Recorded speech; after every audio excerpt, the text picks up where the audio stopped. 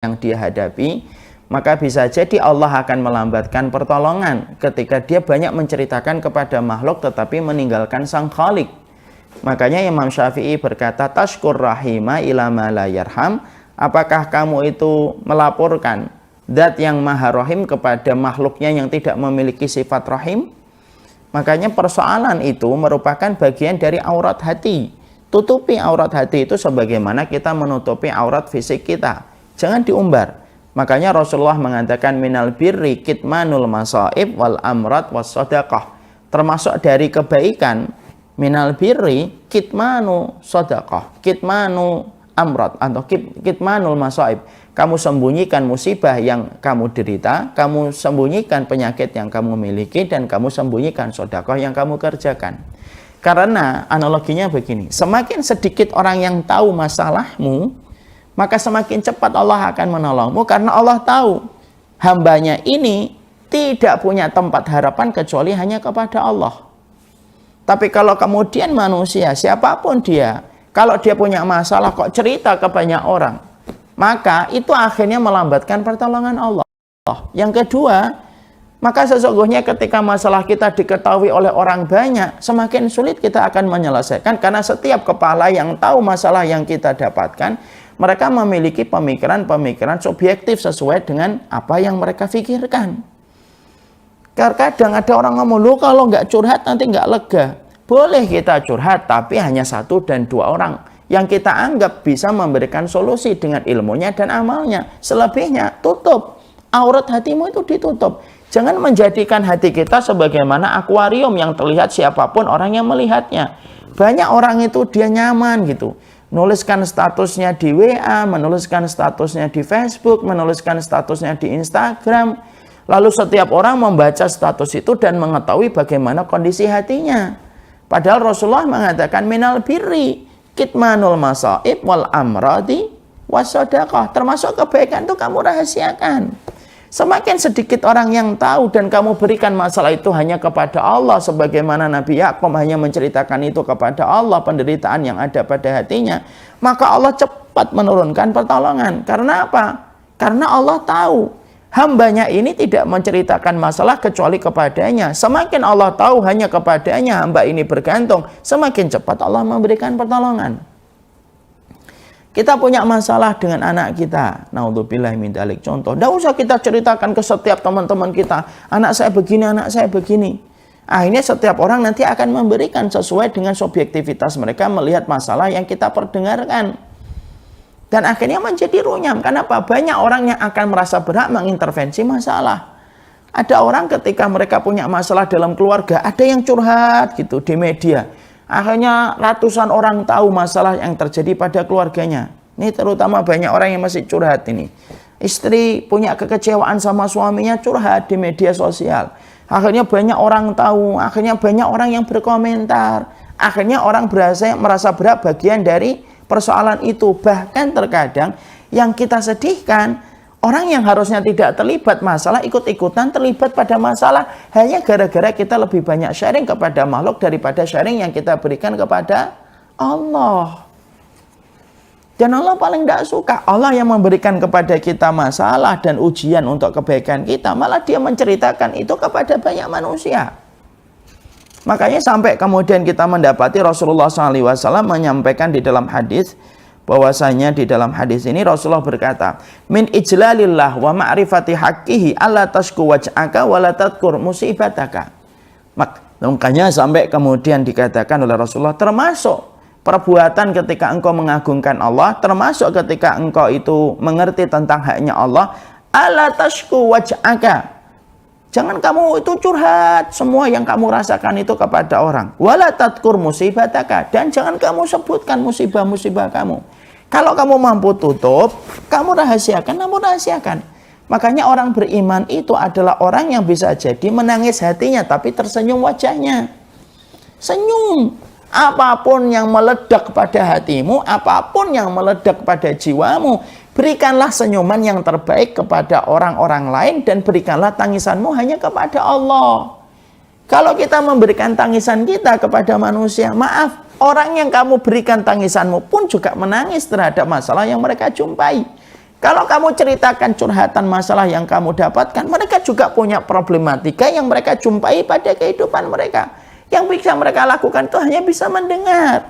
Kadang-kadang ketika mereka mendengar pun, mereka memiliki kesimpulan yang berbeda dengan masalah yang kamu ceritakan.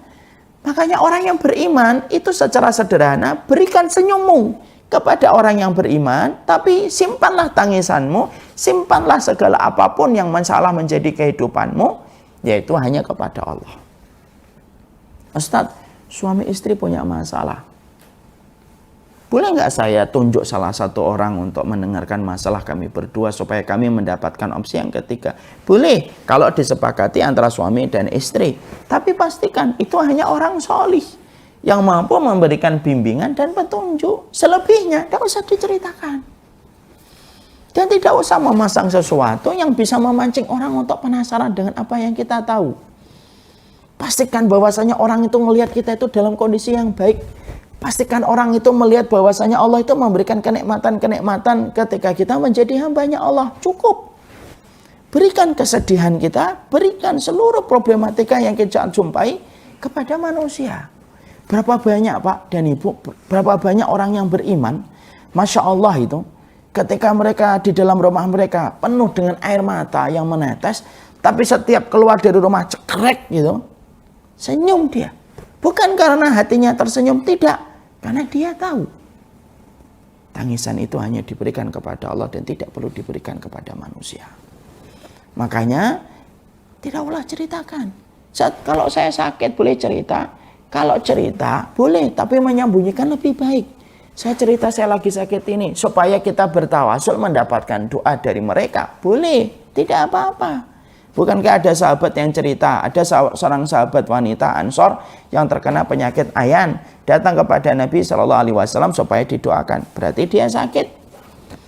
Ada sahabat Jabir bin Abdullah yang sakit panas, kemudian didengar oleh Rasulullah, maka Rasulullah mendatanginya dan mendoakannya. Di situ kita mendapati, bukan berarti menceritakan sakit tidak boleh. Boleh. Kalau menceritakan sakit supaya kita meminta doa orang solih, supaya memintakan kepada Allah supaya disembuhkan. Karena kita tahu bisa jadi doanya lebih mustajab daripada doa kita. Boleh.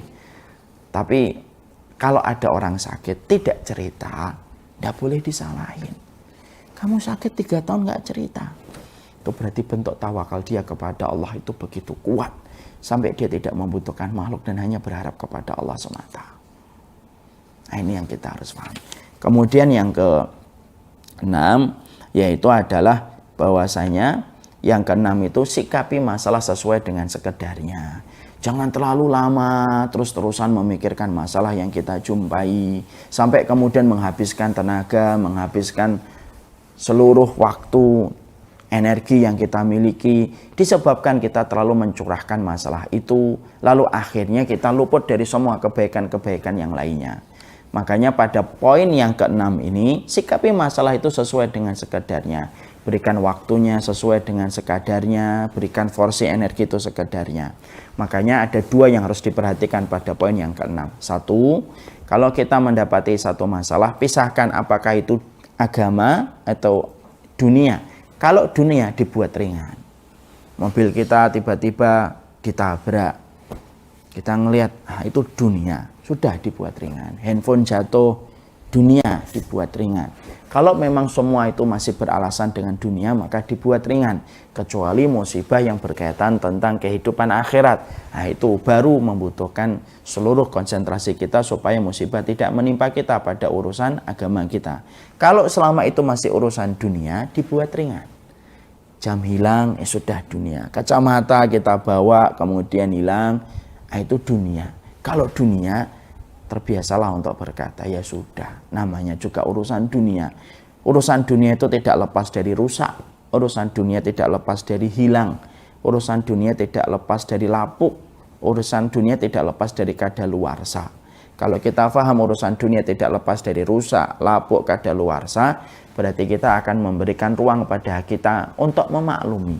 Kadang-kadang yang aneh, berapa banyak orang tua marah besar ketika mobilnya ditabrak, tapi terkadang tidak marah besar ketika anaknya itu disentuh sama laki-laki yang bukan mahramnya. Nah, ini kan bingung. Urusan dunia dibuat berat, urusan akhirat dibuat ringan. Padahal ini sesuatu yang salah.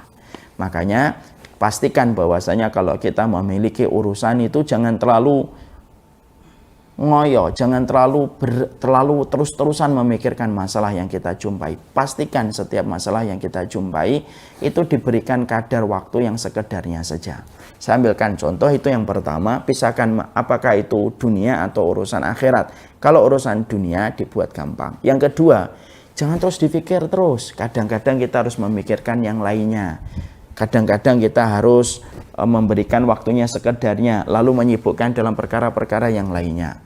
Ada masalah kita dengan anak, mungkin kita sibuk dengan perkara ibadah yang lainnya, supaya pikiran kita tidak hanya tertuju kepada masalah tersebut. Semakin lama memikirkan, semakin akan begitu berat kita rasakan. Saya ambilkan contoh. Saya ini pegang tumbler Syamila. Kalau ini ada isinya, ini misalkan 400 mili ya, misalkan. Saya pegang 1 jam, saya mampu memegangnya. Ya 1 jam. Kalau saya memegangnya 3 jam, mungkin sudah mulai gemetar. Kalau saya memegangnya 1 hari, mungkin tumbler ini akan jatuh.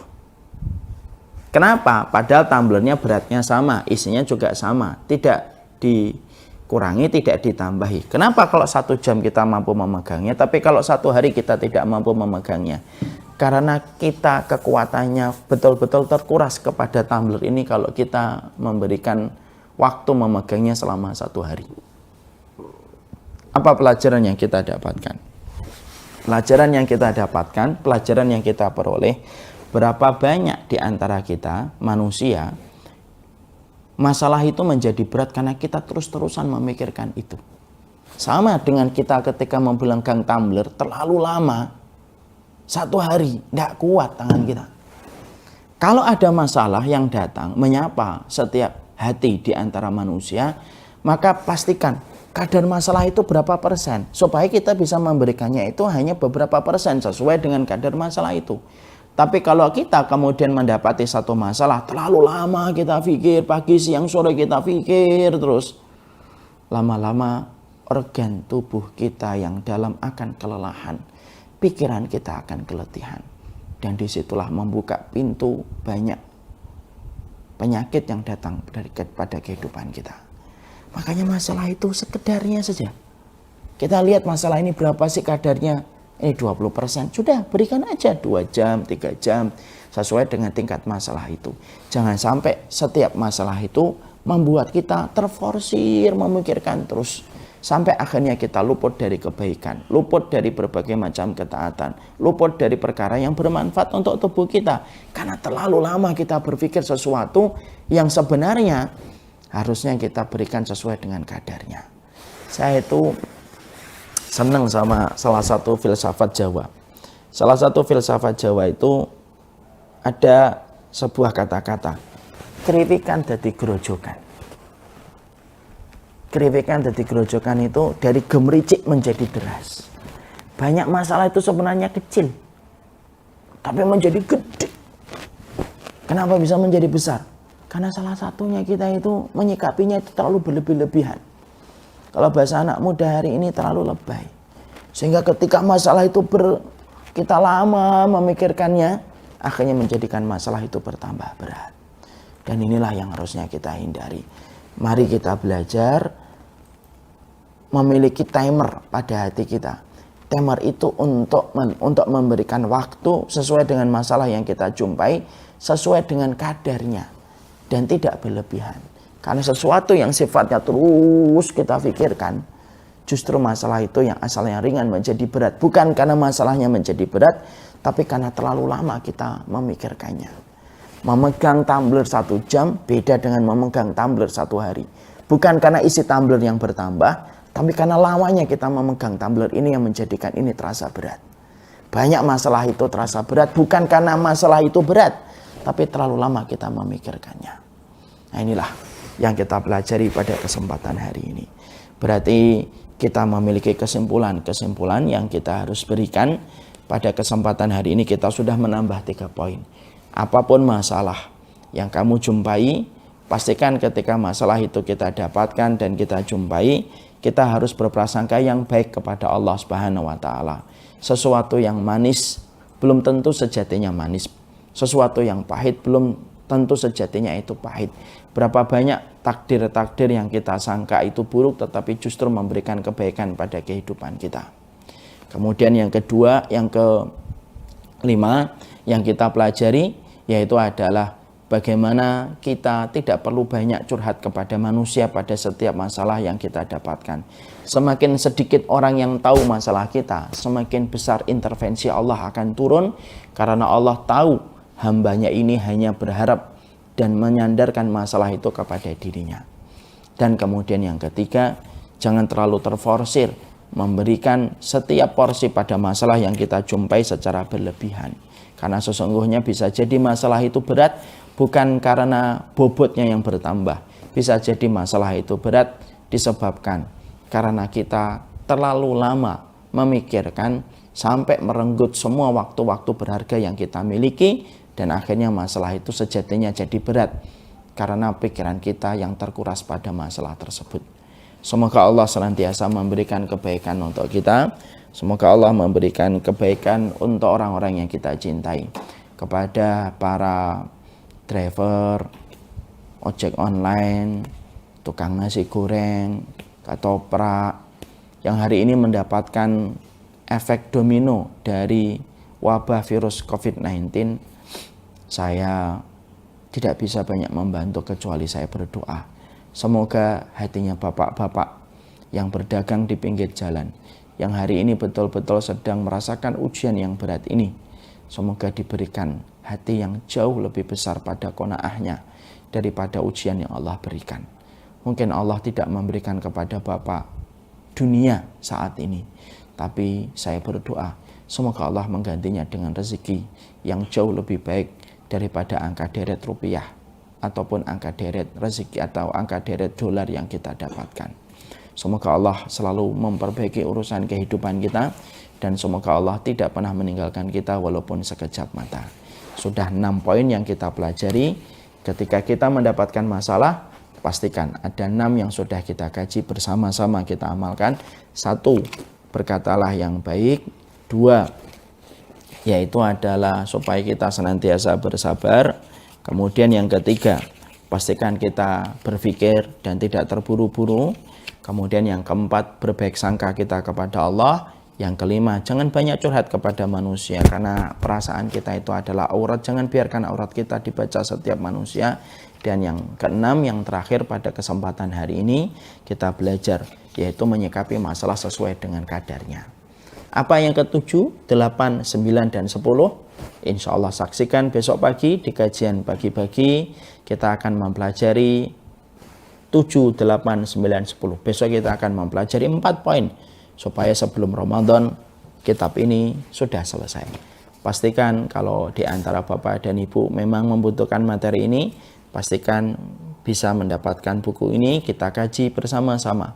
Karena buku ini sangat kita butuhkan, karena yang kita inginkan bukan hanya ilmu dalam sholat, tetapi yang kita perlukan adalah ilmu yang merespon setiap masalah untuk kita rubah menjadi anugerah pada kehidupan kita.